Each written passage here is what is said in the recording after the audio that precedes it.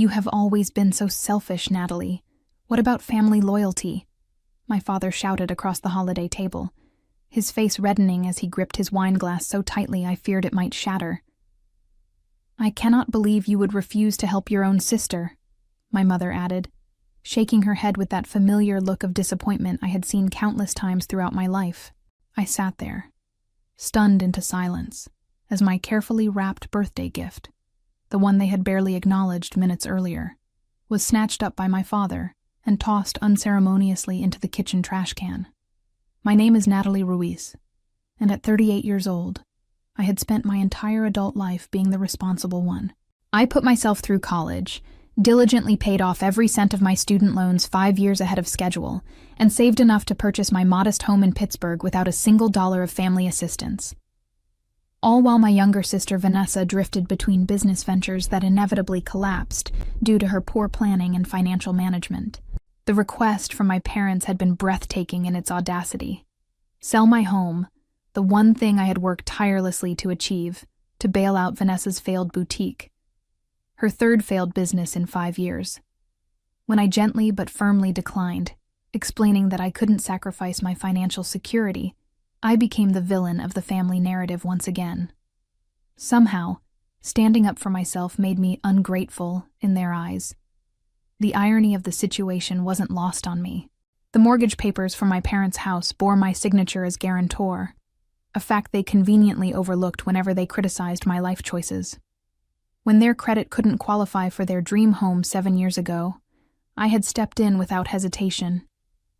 No conditions, no complaints. Just what I thought family was supposed to do for each other. Looking across the table at Vanessa, I noticed she couldn't meet my eyes. Perhaps some part of her recognized the injustice of the situation, but she remained silent as our parents continued their barrage. The tension in the room was suffocating, weighing down on my shoulders like an invisible boulder. Years of similar moments flashed through my mind, always being expected to sacrifice while Vanessa was coddled, always being the emergency fund while she pursued her dreams without consequence. Something inside me shifted. The familiar urge to apologize, to acquiesce just to keep the peace, evaporated. In its place, a calm resolve took hold. I knew what I needed to do, what I should have done long ago. I excused myself quietly from the table, my chair scraping against the hardwood floor as I stood. "Where are you going?" my mother called after me, her tone suggesting I was committing yet another offense by leaving. "To my car," I replied simply. "I'll be right back." Growing up as the eldest daughter in the Ruiz family had always meant one thing: responsibility. From a young age, I learned to be the dependable one, the steady hand, the voice of reason. While Vanessa was encouraged to follow her passions and express herself freely, I was subtly guided toward pragmatism and sacrifice. "You're the sensible one, Natalie," my mother would say, as if it were the highest compliment. What she really meant was that I could be counted on to clean up everyone else's messes. Our parents owned a small insurance agency in Pittsburgh that provided a comfortable living, but never quite enough to fund both Vanessa's expensive tastes and their own lifestyle. Somehow, the shortfall always became my problem to solve. When Vanessa needed money for art school in New York, I delayed my own graduate studies to work extra hours. When she dropped out after 2 semesters to find herself in Europe, I covered her credit card debt. When our parents wanted to renovate their kitchen, I contributed a significant portion of my savings. The pattern continued into adulthood. While I built my career as a financial analyst at Gravora Group, carefully saving and investing, Vanessa bounced between creative endeavors that inevitably ended in financial disaster. First the photography studio, then the handcrafted jewelry line, and finally, the boutique clothing store. All funded with family money, and all mismanaged into oblivion. Yet somehow, in the family mythology, Vanessa was the brave dreamer, while I was just boring. Reliable Natalie with her spreadsheets and emergency fund. 7 years ago, when our parents decided to purchase their dream home, a sprawling Victorian in an upscale neighborhood they couldn't actually afford, They came to me with earnest expressions and familiar appeals to family loyalty. "The bank needs a guarantor," my father had explained, sliding the paperwork across my kitchen table. "Just a formality, really. We'll make every payment." I hesitated then, sensing the weight of the commitment, but ultimately signed. After all, they were my parents. They had raised me, supported me in their way, and they promised this would be the last time they needed my help. It wasn't. Each year brought new emergencies that required my financial intervention. Each time, I told myself it would be the final time. Each time, I was wrong. The breaking point came gradually, then suddenly, like bankruptcy, as Hemingway might say. Small resentments accumulated: the forgotten birthdays, the dismissive comments about my career, the way they celebrated Vanessa's smallest achievements while taking my stability for granted. But I never expected the holiday dinner to become the final straw. When I returned to the dining room, file folder in hand, my family had already moved on to dessert, as if nothing had happened. My half-eaten dinner had been cleared away. My empty chair pushed in. The message was clear. The conversation was over, and they expected me to fall in line as I always had. "What's that?" my father asked, eyeing the folder with mild curiosity as I set it on the table. "Something I've been meaning to discuss with you both," I replied, my voice steadier than I expected. "I think now is an appropriate time." My mother's spoon clinked against her dessert plate as she set it down. "Really, Natalie? You're going to ruin the holiday with more drama?" The audacity of her statement after what had just occurred almost made me laugh, but I maintained my composure. I had rehearsed this moment in my mind many times, never quite believing I would follow through. But throwing my birthday gift in the trash, that casual cruelty had crystallized something for me. "I'm not here to create drama," I said, sliding the folder toward my father. "I'm here to clarify our financial arrangements going forward." My father opened the folder with furrowed brows. Inside were 3 documents: the original mortgage agreement with my signature as guarantor, a notice of intent to transfer ownership, and a formal letter explaining my decision to step away from all financial responsibility for my family members. As he read, I could see the color drain from his face. My mother, sensing his distress, leaned over to read along, her expression morphing from annoyance to disbelief. "What is this?" she whispered, looking up at me with wide eyes. "It's exactly what it appears to be," I replied calmly. "I'm removing myself as guarantor of your mortgage. I've transferred my stake to Aspen Capital Partners, a private equity firm that specializes in these arrangements."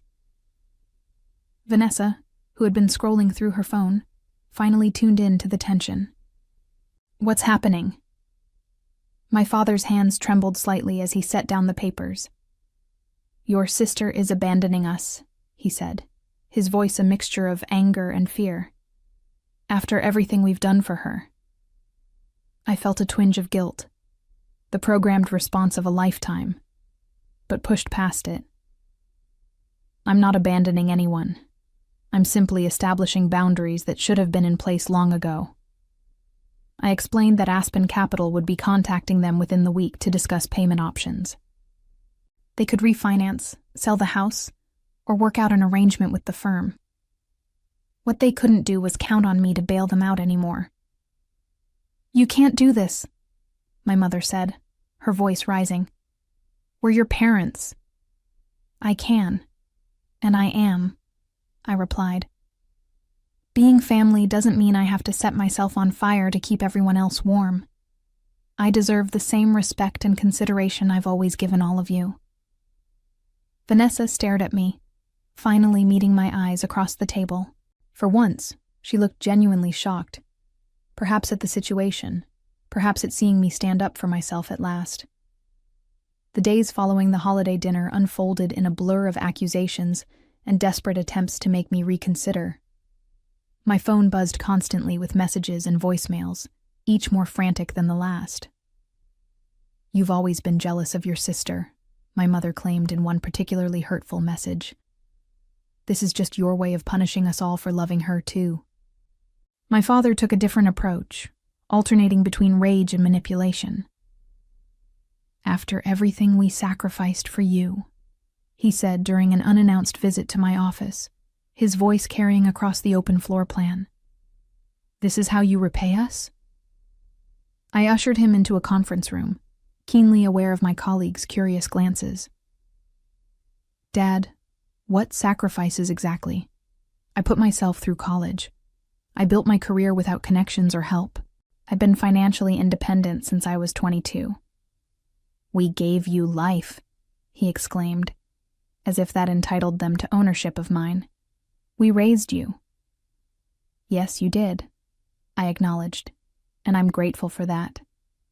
But it doesn't mean I owe you my future. He left in a huff, but not before suggesting that if I just lent Vanessa enough to relaunch her boutique, perhaps $200,000, they might consider letting me stay on as guarantor of their mortgage instead of requiring me to sell my house outright.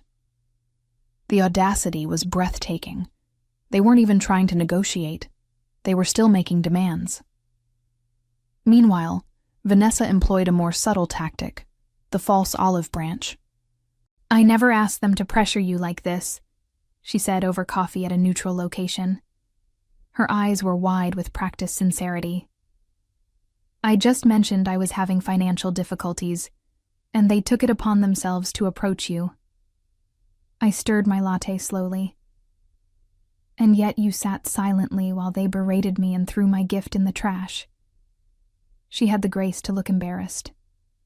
I was shocked. I didn't know how to react. You never do, I observed. Not when it might mean standing up to them. Vanessa leaned forward, her voice dropping to a conspiratorial whisper. Look, I know I've made mistakes with my businesses, but this boutique concept is solid. I just need enough capital to relocate to a better location with more foot traffic. If you helped me... No, I said firmly, cutting her off. I'm not investing in your business ventures anymore. 3 failures is enough data for me to recognize a pattern. Her expression hardened. So that's it? You're just cutting off your entire family? I'm not cutting anyone off, I clarified. I'm still here, still willing to have a relationship. What I'm no longer willing to do is be the family bank. She left without finishing her coffee, and I knew our conversation would be relayed to our parents with a very different spin. I would be painted as the villain again, cold, calculating, heartless. But something unexpected happened in the following days. As I stood firm against the emotional onslaught, I felt a strange lightness taking hold. Each refused demand, each boundary maintained, freed me a little more from the invisible chains I had carried for decades. At work, I found myself speaking up more in meetings, offering insights I might have previously kept to myself for fear of seeming too assertive. I started exploring opportunities for advancement that I had been hesitant to pursue, believing my family might need my financial stability. For the first time in my adult life, I was making decisions based solely on what was best for me. It was terrifying and exhilarating. Then came the call from Aspen Capital that would change everything. Miss Ruiz? This is Dominic Weber from Aspen Capital Partners. The voice on the phone was professional but carried an undercurrent of concern. Do you have a moment to discuss the Ruiz property transfer? I closed my office door and settled into my chair. Yes, of course. Is there an issue? There was a brief pause. I'm afraid there might be. We've been attempting to contact your parents to discuss refinancing options, but they've been uncooperative. Uncooperative how? I asked, though I already had my suspicions. They're claiming you forged their signatures on the original mortgage documents, he said. They're threatening legal action against both you and our firm. The accusation hit me like a physical blow. After everything I had done for them, they were now trying to paint me as a criminal. I took a deep breath, grateful for my foresight in documenting everything meticulously over the years. Mr. Weber, I can assure you their signatures weren't forged. I have video recordings of the signing, witnesses present at the time, and additional documentation from the original lender. I'll send everything to you immediately. That would be helpful, he said, sounding relieved. One more thing, they mentioned they've secured a lawyer through a family friend, someone named Jason Wilson. My stomach dropped. Jason Wilson wasn't just any family friend. He was my ex-fiancé from 6 years ago. Our relationship had ended when I discovered he was funneling money from our joint account to Vanessa's first failing business behind my back. A loan that was never repaid. The betrayal had been devastating, but I had moved on, believing that chapter of my life was closed. Miss Ruiz, are you still there? Yes, I said, my mind racing. Thank you for letting me know. I'll have my lawyer contact you directly to handle this matter going forward. After ending the call, I sat motionless at my desk, trying to process this new layer of betrayal. They weren't just fighting me. They were deliberately trying to hurt me by bringing Jason back into my life. I pulled out my phone and scrolled to a number I rarely used. My cousin Elena, a successful attorney who had always seen through my parents' manipulation. We had grown distant over the years, largely because my parents disapproved of her confrontational nature, which was really just her refusal to tolerate their behavior. Natalie, she answered, sounding surprised. Is everything okay? No, I admitted, but I'm hoping you can help me make it right. Over the next hour, I explained everything. The mortgage, the holiday dinner, the attempted manipulation, and now the false accusations and Jason's involvement. Elena listened without interruption, and when I finished, her response was immediate and decisive. Send me everything you have, and Natalie, it's about time you stood up to them. With Elena on board, I felt more confident in my position, but I also knew my parents and sister wouldn't back down easily. They had built their entire worldview around my compliance, and my rebellion threatened that foundation. The following day, a package arrived at my office. Inside was the birthday gift my father had thrown away, a custom-bound collection of family photographs I had carefully curated and restored. Attached was a note in my mother's handwriting. We're still family. Don't do this to us. The manipulation was so transparent it almost made me laugh. Return the discarded gift as if it had never been thrown away, appealing to family bonds while simultaneously threatening me with false legal accusations. I placed the book on my shelf without opening it and texted Elena. They're escalating. What's our next move? Her response was immediate. We call their bluff. 2 days later, Elena and I walked into the offices of Aspen Capital Partners for a meeting with my parents, Jason Wilson, and the firm's representatives. The conference room was tense with anticipation as we took our seats across from my family. Jason looked older than I remembered. The boyish charm that had once captivated me now hardened into something calculating. He barely met my eyes as he shuffled through his papers, clearly uncomfortable with the situation he'd been drawn into. My father sat rigidly in his chair, jaw clenched in defiance. My mother dabbed at her eyes with a tissue, the picture of maternal distress.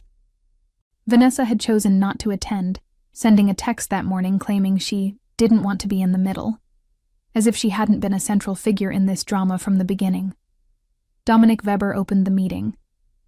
We're here to address the allegations regarding the mortgage agreement for the property at 742 Highland Avenue, currently owned by Gerald and Patricia Ruiz, with Natalie Ruiz as guarantor. My father leaned forward. My daughter forged our signatures and is now trying to force us out of our home. It's elder abuse, plain and simple. I remained silent, letting Elena take the lead as we had discussed. That's a serious allegation, Mr. Ruiz, she said calmly. One that could have significant legal consequences for the accuser if proven false. She opened her laptop and turned it toward the room. I have here the video recording of the original mortgage signing, taken by the notary public as part of their standard practice. The video began to play, clearly showing my parents signing the documents, expressing gratitude for my help, and promising this would be the last time they needed my financial assistance. Additionally, Elena continued as the video ended, I have statements from the notary and the bank representative present that day, confirming the signatures were made willingly and with full understanding of the terms. Jason shifted uncomfortably. These could be doctored or taken out of context. They're certified copies, Mr. Wilson, Elena interrupted. And we have the originals secured with timestamps and authentication. But perhaps more relevant to your client's concerns is this. She slid a document across the table. This is a full accounting of all financial assistance Natalie has provided to the Ruiz family over the past 15 years. Loans never repaid, investments in Vanessa's businesses with no return, contributions to household expenses, and various emergencies. The total comes to approximately $387,000, not including the mortgage guarantee. My mother gasped. That's absurd. We never... Every transaction is documented, Elena said firmly. Bank transfers, checks, credit card statements. Natalie has kept meticulous records. The room fell silent as the magnitude of what they owed me, financially and morally, sank in. Dominic Weber cleared his throat. In light of this information, does your client wish to maintain their allegations of forgery, Mr. Wilson? Jason looked at my father, who seemed suddenly deflated. We'll need to confer privately. They were given a smaller meeting room, and while they were gone, Dominic turned to me. Miss Ruiz, may I ask why you maintained this arrangement for so long? I considered the question carefully. They're my family. I always believed that eventually they would recognize the imbalance and want to make things right. I was wrong. When my parents and Jason returned, the change in their demeanor was striking. My father's defiance had crumbled, replaced by a calculating pragmatism. We're prepared to withdraw our allegations, Jason announced, and to discuss refinancing options for the mortgage. Elena nodded. That's a start. But there are additional terms my client requires before we can move forward. As she outlined my conditions, a formal acknowledgement of the debt they owed me, a legally binding agreement to cease all financial demands, and a commitment to family counseling, I saw something I had never witnessed before. My parents listening, truly listening, to my needs. It wasn't quite victory, but it was the beginning of something new. 3 months after the meeting at Aspen Capital, I sat across from my family at a restaurant chosen for its neutral territory. This wasn't a celebration or a reconciliation. It was a reckoning. My parents had sold their dream house. The Victorian that had been the physical manifestation of their entitlement now belonged to another family. They had downsized to a comfortable condo that better suited their actual financial situation and used the remaining equity to partly address their debt to me. They looked different somehow, smaller, less imposing. My father's perpetual confidence had given way to a quiet sobriety. My mother's theatrical emotions had been replaced by a careful restraint. We've signed up for the financial counseling program, my father said, sliding a registration confirmation across the table. The first session is next week. I nodded, accepting the paper without comment. It was one of my non-negotiable conditions, that they learn to manage their finances responsibly rather than relying on others to bail them out.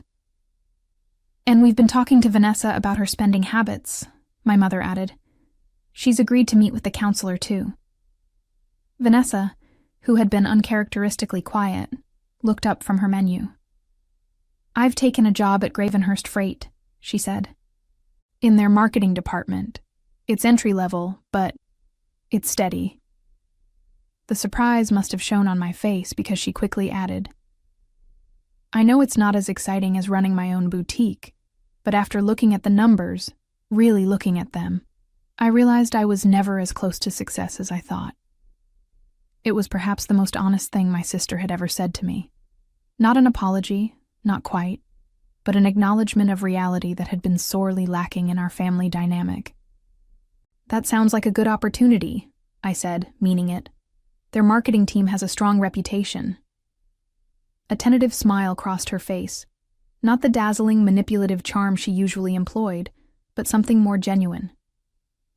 Thanks. I'm trying. The changes in my family didn't happen overnight. and they weren't without setbacks. There were still tense phone calls, still moments when old patterns threatened to reassert themselves. My mother still occasionally hinted at financial emergencies that turned out to be wants rather than needs. My father still struggled with seeing me as an autonomous adult rather than an extension of their financial resources. But the difference was that now there were consequences for crossing my boundaries. When they pushed too hard, I would simply end the conversation and enforce a cooling-off period. No drama, no arguments, just consistent reinforcement that the old dynamics were no longer acceptable. Elena remained a steady presence in my life, helping me navigate the complex emotions of reconstructing my family relationships on healthier terms. "It's like rehabilitation after an injury," she said during one of our regular lunch meetings. "There will be pain, there will be resistance, but if you stick with the program, eventually there's healing." At work, the changes in my personal life translated to professional growth. Freed from the constant drain on my emotional and financial resources, I found myself taking risks I would have previously avoided. I applied for a senior position that opened up at Gravora Group and was selected from a competitive field of candidates. "Your presentation showed a confidence we haven't seen from you before," my new director told me after the announcement. "Whatever changed in the past few months, it suits you." What had changed was fundamental. I had reclaimed my power, my resources, and my right to prioritize my own well-being. The weight I had carried for so long hadn't just been financial. It had been the crushing burden of being needed but never valued, of giving without receiving, of love conditioned on sacrifice. The most surprising revelation came from Vanessa during a coffee meeting. Just the two of us. "You know, I resented you for years," she admitted, stirring her drink absently. "You always seemed so perfect, so together. I felt like I could never measure up." I almost laughed at the irony. While I was resenting you for getting all the support and encouragement I never received. She looked genuinely shocked. "What?" "But they were always bragging about you. Their successful daughter with the corporate job and the nice house." "To others, maybe," I said. "Never to me." That conversation marked a turning point in our relationship. Not an instant transformation into the close sisters we had never been, but the beginning of an honest dialogue that held the potential for something authentic. As for my parents, they were learning, slowly, reluctantly, that respect was a prerequisite for a relationship with me, not an optional extra. The family counseling sessions were revealing patterns that had been invisible to all of us, generations of financial manipulation and emotional control that had been normalized through repetition. The journey toward healing was just beginning, but for the first time, I was facing my family as an equal, not a resource to be depleted, but a person worthy of consideration and respect. The mortgage that had once bound us in an unhealthy dynamic had ultimately forced a necessary reckoning. Sometimes it seemed the most profound revenge isn't in causing pain to those who hurt you, but in reclaiming what should have been yours all along: your autonomy, your dignity, and your right to define the terms of your relationships. As I drove home from our latest family meeting, I realized that the greatest victory wasn't in watching my parents downsize or seeing my sister take a conventional job. It was in the knowledge that regardless of what happened with them going forward, I was finally free. Free to build the life I wanted, on my terms, without guilt or obligation weighing me down. In seeking justice, I had found something far more valuable: peace.